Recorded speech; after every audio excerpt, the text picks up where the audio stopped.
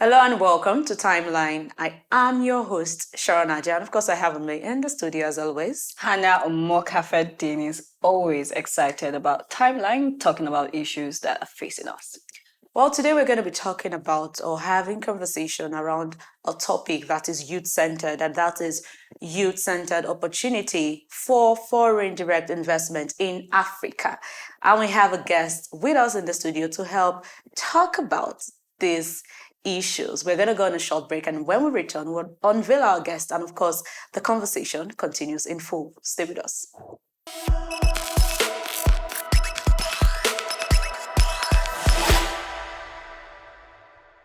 Welcome back. This is Timeline. Now, our guest is the founder of Today for Tomorrow initiative, Adek Bassey. It's good to have you in the studio with us. So good to be here. Timeline.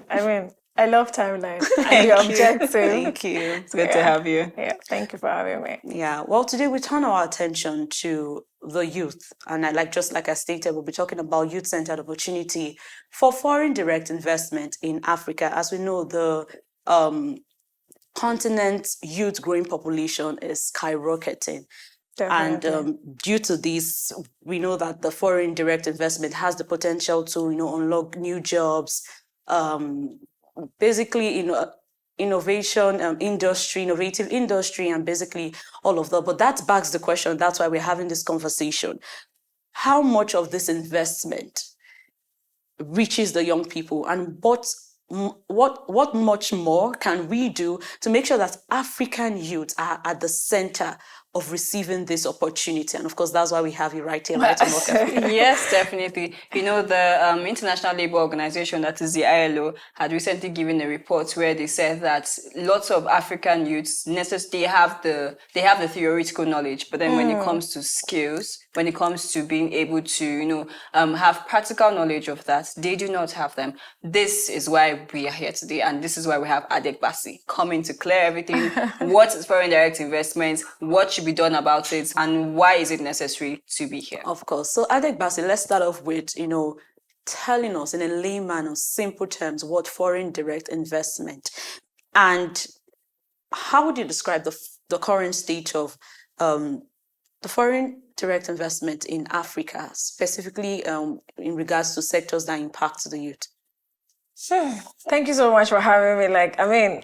I feel like I needed to be here. This was very timely because I'm one person that over a very long time, now I'm counting decades, right? Where I've been advocating for a lot of young people inclusion, young people's growth and result. And it's an African problem, not just Nigeria problem. And everybody says Nigeria is a giant of Africa. Africa has a lot of resources cutting across all different countries, but yet we have the rising population. Somebody had said from another country that, you see, Nigeria or Africa has a lot of graduates every time graduating from school, but they are not knowledgeable graduates. So that is why we have the highest population, but yet we have the uneducated people. But yet we are graduating. So the problem was our system in Africa or in Nigeria, I think, is programming young people to only access theoretical information, theoretical knowledge. You are going into courses to study, you're preparing for economic growth, job market and all, but there is a huge gap around actual experiential knowledge or practical for you to really be that expert that you expect to be. So this has caused a really, really damage, that we have a bunch of graduates every year, but even how to scale up is a problem. Now, talking about foreign direct investment, it's just simply bringing the foreigners, outside country people, let's call them that way, those that are not from your country, that have probably seen resources in your country or have their own resources that they want to come in here to invest, or they want to come in here to bring either in the aspect of technology, agriculture, whatever diverse sectors to bring into our country. But now, when we talk about young people, we talk about sustainability. But when the youth are not even in the picture of when these doors are open to these investors, these foreigners, to bring all of these things to this country, and the young people that are graduates or that are here, who will likely want to benefit from this existence of these foreign investors beyond fund, they cannot access it. There is a breach. You can line them up in interviews, but you say they are not employable. Why? Because there is still that huge gap that are Nigerians or Africans ready to grab the opportunity from foreign investors? Or should they come with their investing resources with their team? Because they could bring Chinese young people here who are grounded. They could bring other countries and then use you for minor labor and pay you peanuts. You're not the one playing the key role. So there is really a big gap. I love when you said that around skills, around experience. In fact, that Practical is even knowledge. yes, that is even what bettered my drive to bet the new baby that I'm running now. I'm not even projecting today for tomorrow anymore because that one is programming for young people, in problems. But you see, today's skill hub is just going to bridge that education gap that Africa can have.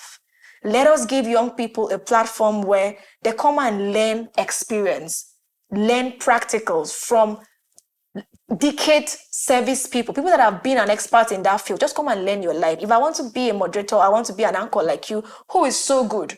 I'm a young person. I want to be you. What will make it easy for me to learn? It's not to read it on the internet. It's not to go to class and learn it. It's to just be here and watch you do it. And I said, watch you do it and you engage me to practicalize it in a short period of time. I am eventually becoming you. Therefore, I'm preparing myself to be you. And that's sustainability. So Africa, are we really ready to welcome all of these investors? That's where I'm going to throw it back. You know, what you just said right now reminds me of the fact that when it comes to foreign direct investment, it should not just be about monetary gains. It's not about money. Yes, but it should also be about skills gaining. It should also be a fact where we can see a transporting of knowledge and technology and skills from those investors into the receiving economy, into the receiving countries. Now, away from skills, but still definitely in FDI and foreign direct investment, is it very necessary that foreign direct investment policies should be youth-centered to be able to enable them, channel or get the exact problem and solve it? Definitely, I'll say yes, it should be youth-centered. Why? Because I'm sure you're coming with your investment and you want it to be sustained.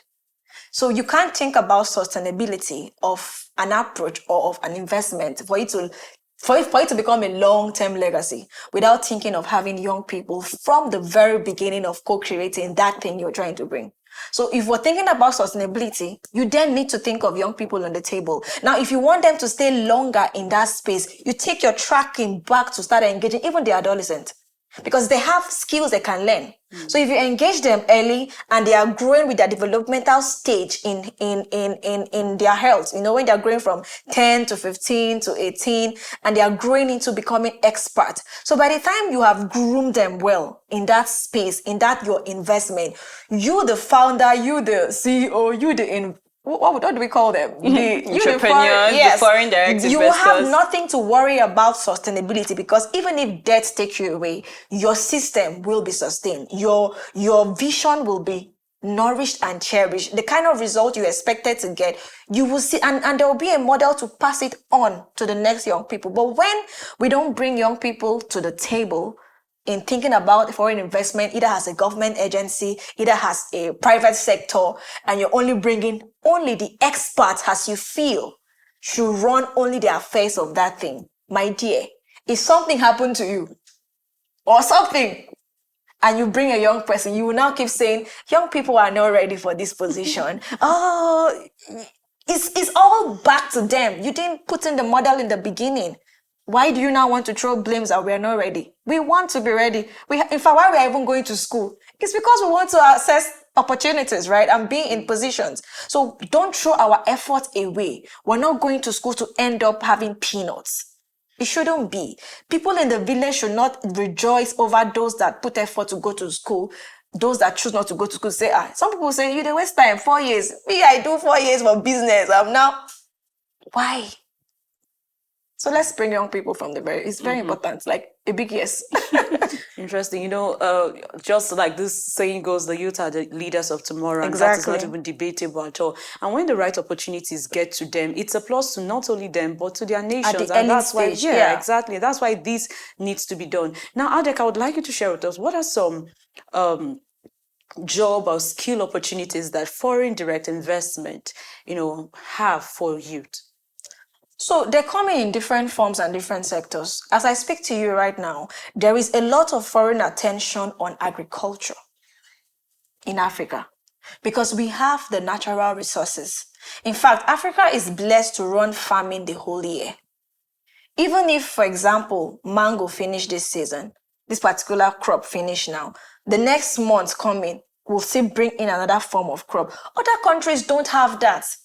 They have to rely on a lot of enhancing, boosting to actually get a product from agri. But Nigeria or Africa's system makes it very easy because you can turn behind your compound. There is one water. If you dig the soil, there's one water flowing somewhere. Something is sustaining itself, right? So there's a lot of pointers now on agri sector, agri business. We're even asking now, where is a portal where you can come and buy from our market? Not the regular small local market, but market that brings all local farmers in their locations that they have where they have packaged their items. Because they're coming to buy our items in raw product, go back and package it, and come back and sell it to us. Something is happening that we are not seeing as Africans, right? So if the agri sector is there, so I encourage young people, don't think it's only the white collar job that is where the money is.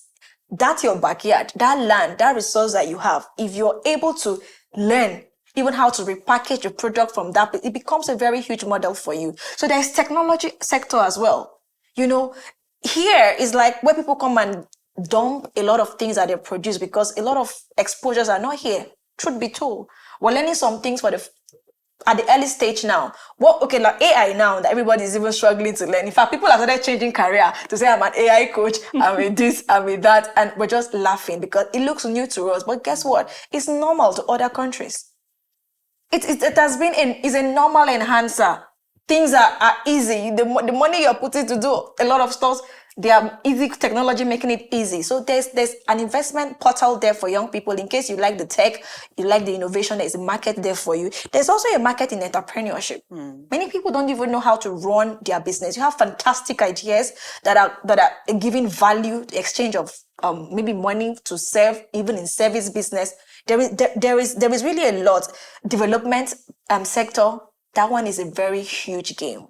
Africa has a lot of perception issue to deal with. And that is a huge market. Because you are thinking the way you are thinking, the women are thinking the way they're thinking, men are thinking the way they're thinking, and we call it social norm, is because there have been a long-term perception based on cultural background, religious, they've been holding on to it. Everything is tying back to mindset. How deep people think is dependent on how their mindset is. So we need to even look at development angle. How do we start retweaking the mindset of young people from that class that they are thinking, I'm going to science, I'm going to art class, I'm going to be in this and that. That is the time for development. There is a huge market there. In fact, that is even why among all the kind of business to do, I'm into knowledge business. I love knowledge business. That's why I love to teach. So if I see a gap in you and I know where you're going to, all I need to do is to teach you what you need to know to get to where you're going to. Exchange. So there, if I want to break down the sector, if we ask you to make your comments and add, you know that there is diverse. It's broad. So there is a lot of untapped opportunities for young people that investors will fly in here to come and invest. Yeah. So, and if you're a young person, you know that you might not be in a position to be in a power table where that opens the door to the investors, right? Like people, those top authorities that open the door to the investors. They meet the investors, they hear from the investors first. But the investor is also observing the environment. What are you putting out there as a young person that if an investor look through or around, they can see something to catch them. What are you projecting around your skill? How good are you? Visibility. Yes, how good are you? What story are you telling? People are painting Africa in a very bad, negative manner. They feel like African or women are only asking, help me, give me. Nobody's putting light on the efforts young people are making to address issues. Nobody's putting that torchlight there. Women are doing a lot. People are innovating things a lot, but where is the projection? It's only help Africa, donate to us, So let us know that investors are pointing torchlight and watching. What are you showing? What are you doing? What are you projecting? That dream that you believe in, how are you building it? Before the light came to be, 99 trial times, right? Somebody put in effort to create light 99 times. How many times have you tried to create a thing that is making up your story? social media that we are using now, be Facebook. Do you know how many times the Mark Zuckerberg went around circles to make it what it is now that we're benefiting? What are we innovating? What are we bringing to the table that people will use? Very important question. You know, Very so there are important opportunities. question. I mean, I Definitely won't say it's there are. limited. It's a lot, but I feel like most young people are not ready to tap them. Okay. Not because they don't want to, but they don't know they are supposed to. That is exactly why we are having this Yeah, conversation. yeah. So I believe you Yeah. are knowing now, Exactly, right? Yeah. exactly. Well, we'll be going on a short break, and when we return, Omo Cafe will take us through social commentaries. Stay with us.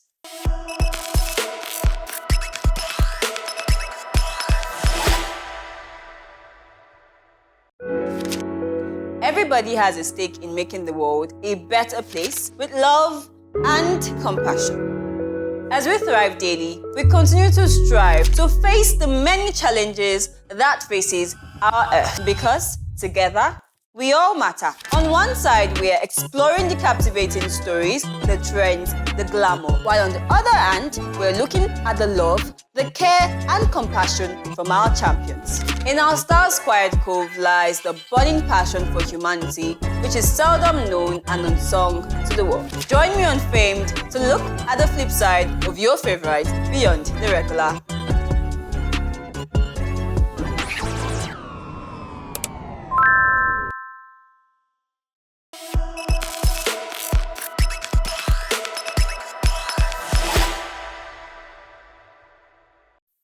Welcome back. This is Timeline. Omo Cafe, over to you.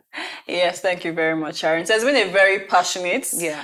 topic today. We've had our guests here talk passionately about how youths themselves should, shape themselves into systems that foreign direct investors can come and invest into. Because it's one thing for foreign direct investors to come, but it's also another thing for you yourself to be ready to be invested in. And I think that's why we have countries like Morocco constantly benefiting from this. Recently, the Bentalia Group launched a smart automotive construction plans where it's basically to be able to boost local employment and also to build a digital manufacturing market where young people can be able to, get employed, also get trained and every of those things. But then when we have those kind of things, that's when we see that, okay, problems are being solved and then the gap that foreign direct investors are coming to fill are being closed. Yeah. But of course, let's go look at what's happening around or in the social media space. And this is from The Conscious Mind.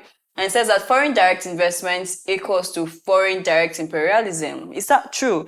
It's not beneficial to African people nor development. True. Africa does not need foreign direct investments. Africa needs better trade relations, patriotic leaders who love their people so much to demand better trade deals.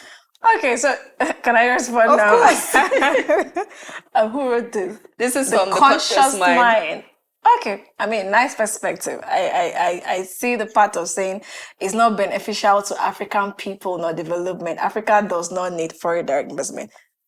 My guy, this person that wrote this, we need the only issue it's beyond our leaders. We keep saying leaders should fix the stuff. It's not really alone the leaders, right? The reason why leaders are doing things and going scot-free is because we the people, there are a lot of things we are missing. You understand? So Africa needs foreign direct investments because we have the localization, we have the real solution to the problems that, why are they coming in? We have resources that have not even been tapped. Not even human resources have been tapped deep. I don't know if you get what I'm saying. So we need, and it's not, I'm going against, we need better trade relation. All of this will come into communication or life skills training. If people know how to have conversations or negotiation skill with an investor, you will know not how to collect peanuts. Because sometimes they throw peanuts on our face and say, we're going to pay you these dollars, and you're excited. And you take that thing that they flashed on you, and you do not even look deep to say, this oil in my corner that they came to pay me this amount of money that looks big to you to collect it or to collect that land, and then they impute themselves here. Why did you not negotiate better to say, no, build your system here, let's have ownership. Let's run this together. You take a percentage, give me a percentage or something. Forever wealth. I think that's a better trade deal. Yeah, so this person was talking it still about. falls down in in certain skill training. That's a skill people need to learn how to have. So if people want to invest in Africa, I mean, let us don't look at outsiders come and invest for us, but we have resources, we have money to invest in ourselves. Let's start grooming people in these spaces towards knowing how to have that kind of negotiation, even how to engage our leaders. Sometimes you are interfacing with a leader, but you're very antagonist in your question, your conversation. You're like attacking the government. You will not get anything tangible from that approach, right? This person, conscious mind. We need they need us and we need them. Definitely. Yeah. So we all need each other to, of course, be able to succeed. Exactly. Let's go look at the last tweet before we go back into questions. So it said, this is from Tech Safari. Okay. It says that Africa is too remote to work remotely. That sounds like a paradox, but it's the reality for millions of young, skilled Africans trying to break into the global remote workforce. The talent is there. Africa has been building world-class software for decades. Yeah. The demand is there too. 62% of global companies say they are actively hiring across Africa. But infrastructure is where things fall apart. Nearly 600 million Africans still don't have electricity. The average Nigerian gets just 6 hours of power daily. And South Africa's load shedding leaves people in the dark for 6 to 12 hours at a time. Internet speed across most of Africa maxes out at 8 Mbps, nowhere near the global average of 77.7. And a reliable laptop costs anywhere from $300 to $2,000, which is a barrier when you are just starting to learn. As a result, only 1 in 10 remote employees worldwide is African. Compare that to Asia, where 7 in 10 remote workers come from. Every dropped call, every sorry, my internet cut out, every power outage during a meeting is quietly shaping how the world sees Africa's reliability, and that perception loops back, limiting opportunities even more. Very true. This is a problem. Yes, very true. And this is where we should look inward. You know, like making provisions of even light power to be accessible for people to work. Yeah, internet. I mean, you're coming to Nigeria airport, you have to look for who actually have SIM cards. But if you go to other countries, as you're arriving at an airport, your internet is just clicking. You don't have to worry about internet. It's accessible. In the market, there's internet. You don't have to worry in buying SIM cards. You understand? But compared to here, you have to know somebody that knows someone that internet is on. So internet, power, laptops. People are skilled, like he has mentioned, as this person has mentioned, right? But they don't have the right gadget, the right tool. People are even creating content in Africa. Sometimes they don't have the right gadget and tool. It looks like it's very difficult. So people we need to invest in provisions of laptops for young people. Now, if you think they don't know how to operate it in a way that is very techy, let us do trainings for them. Let us make provisions of data. So we need to be ready to invest in things that look like nothing, but they are really things that make people to grow. I mentioned laptop, right? Yes, I mentioned internet, lights, serene environment. Sometimes we don't even have a right space to think in Africa.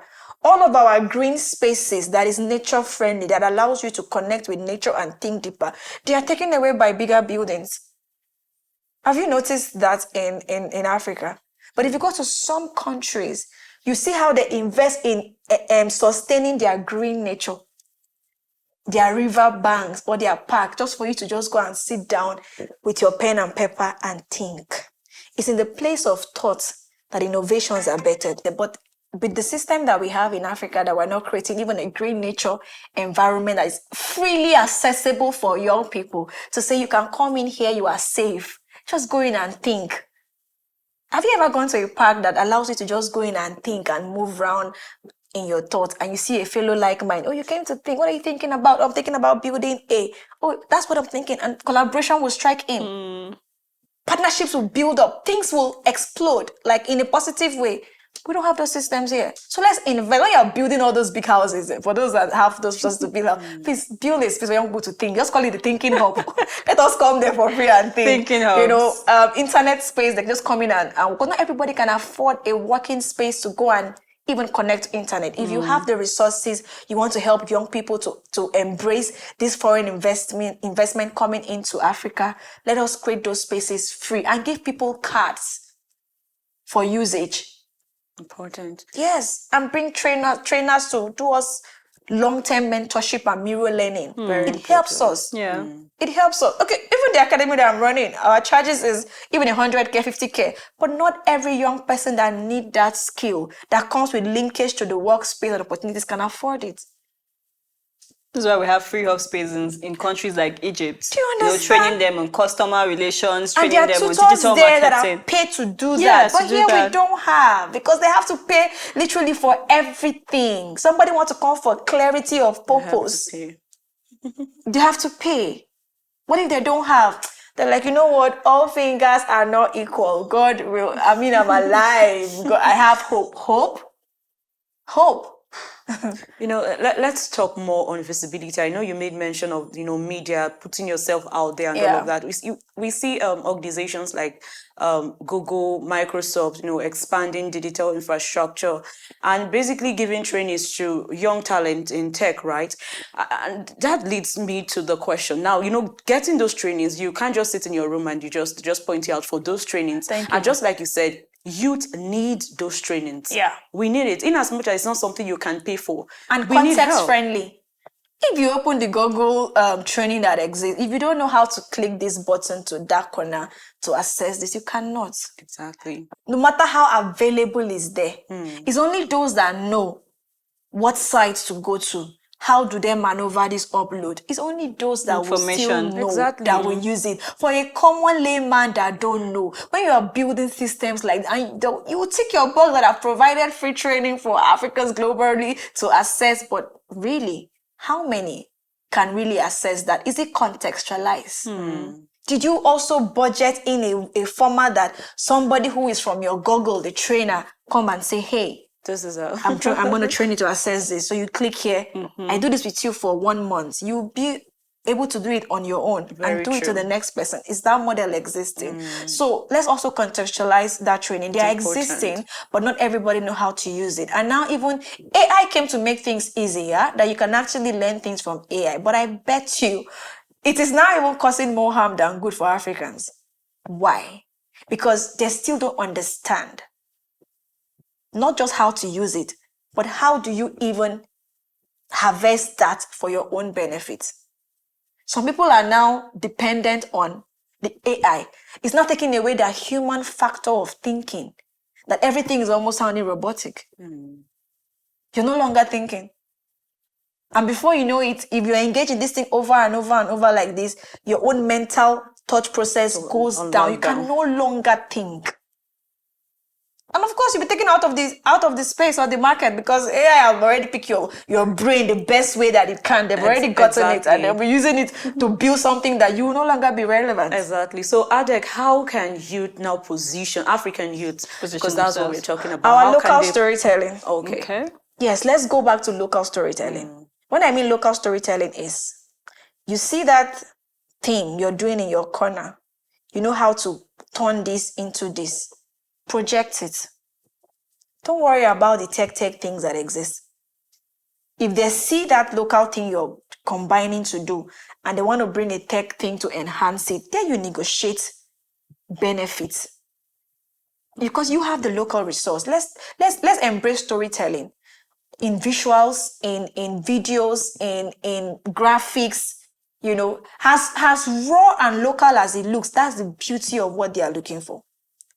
Sometimes you go to some villages and you look around what looks like, oh, this thing is so local. Do you know why the foreigners pay heavy to be in a local chair fed with a local wooden plate, and it's fascinating them, is exciting? Because that is real. That is what they don't have connect to nature. But you have it. You see that clay, you mold and play color around it. Those things are beautiful. Those are our assets. So let's don't lose touch with our own local context. Let's embrace storytelling. We have tools like social media, right? Different platforms. Now, those platforms, don't try to be a foreigner in those platforms. Promote your origin through anything you're doing. Don't even change your accent. For example. Be Nigerian, be Yes, African. it's beautiful. Don't automatically want to switch. No. Then what's the difference between you and them? Your exclamations as Africa exclamate it. Hey, now wow, it's beautiful. You understand? Let us not lose touch on our local content because that is our asset, right? Let's amplify it. As ugly that it might seem to you, is a huge resource to another person, right? Yeah, so Interesting. that's just what I'm going to say. So Storytelling. how can you still position yourself Yourself. in order to get some of those foreign, investment from new industries that come into the continent? So let's make research on them. For like, if for example, you're in the agri space, right? And probably you're doing a particular agri business. I don't know what crop to mention, for example. Can you give me a crop? Let's say cocoa. Cocoa, right? You are the one in the farm, in the cocoa. When you go to cocoa, what story do you want to tell from that cocoa? It could be like, hey, if you are in a cocoa investing, whatever, do you know that this leaf can be turned into this, can convert to this, is preventing mosquito, is this. If possible, when you sell your cocoa, you raise 30,000, use 20,000 and pump it into advertisement and target those people that should see it. Young people, go into newspaper publication, publish, tell them to come and take your news because you don't know who is reading it. Position yourself in locations that you feel you will find them. Because sometimes maybe they are coming to Transcorp or a big hotel, for example, around that how you look will not make you access that place. My dear, look them. Rather save money and look a certain way to gain. Some access is always the key. Sometimes we have a lot, but we don't have access to certain places to allow you express what you have or what you can do, right? Attend events with your innovations. If you're opening the internet, there are millions of opportunities online. Through fellowship, through application, tell your stories. Look, even if you Google and say fellowship or application or scholarship for people that are doing local shoemaking in the world, browse it, you will find it's there and they're looking for you. As local as little as you feel those things are not there, let's also make all of those efforts, right? Yeah, even in the development space, one of the things we tell people when we started was you can get free ticket to travel to any country at no cost. Just with your story. Sometimes your life is a story they are looking for. You understand? So at a point, I even stopped applying for myself to go for various countries. I started teaching other young people, this is your skill, this is how to apply, this where to apply, this what to do. Okay, take the next 1 year, build your track record, use your track record, invest in this, go here. In a space of 5 years, there is a boom growth in your life with just by knowing what to do, right? So let's be very hungry and conscious to really build ourselves, to really assess this thing because they exist. Now we're talking about the foreign direct investors. Google it. Make your own research. Find out about them and which sector interests you. And start prepping yourself towards that. Your social media handle, is it speaking who you are? Is it speaking your area of interest? Is it speaking your track record? Or is it just allowing you just fine girl picture, fine boy picture, or events? So we have the tool, but sometimes we're not maximizing the tool. I'm becoming too busy in my life for engagement that I have somebody to book my calendars for me. Why? Because of the things I project online that I do. And I just do because I love to tell story. I don't have people I relate with, like friendship that we talk. I talk to the world because I feel like there are people that are out there that cannot connect to me that will also benefit from me. But guess what? It's turning into invitations. I'm not the one saying, oh no, I'm not available. And some of those meetings, you go in and come back. Of course, money is following you. Interesting. Since 2018, I resigned from working in a firm to run a dream I believe in and a vision, and no regrets. I've grown in just running this. So there are a lot of benefits if you are ready with your hunger, your passion. Don't copy people's passion. Find you and express you. Definitely, Adek. If we continue on this conversation, we might not leave here I today. tell you so. This has been such Let's a not very go there. educative conversation, really. And I thank you because, of course, you've really poured out your mind. And I believe that there are youth out there that will watch this episode and, of course, gain a lot from it. Thank you once again. I pray they are triggered to take action. They will be. and I want to see them send back comments to you people and say, that conversation has made me done A, B, C, D, and this. If you need help to continue sustaining that effort, they can always get back to me, reach out. Yeah. Let us go. Want to see, that's the result of us. I want to see what are you doing with what you just heard. Very true. Don't just hear and clap for us and give us likes. So is it likes or comments? No, please. Thank you once again. Well, that's where we draw the line on timeline. Remember, investing in Africans' youth development is investing in each continent, and visibility goes a long way. I am your host, Sharon Ajay. And I'm Hannah Omoka Fedenis. Remember that when the FDI comes, you yourself have to be ready enough to ensure that you benefit from it positively. As usual, stay amazing and stay prepared. Until next time, see you again.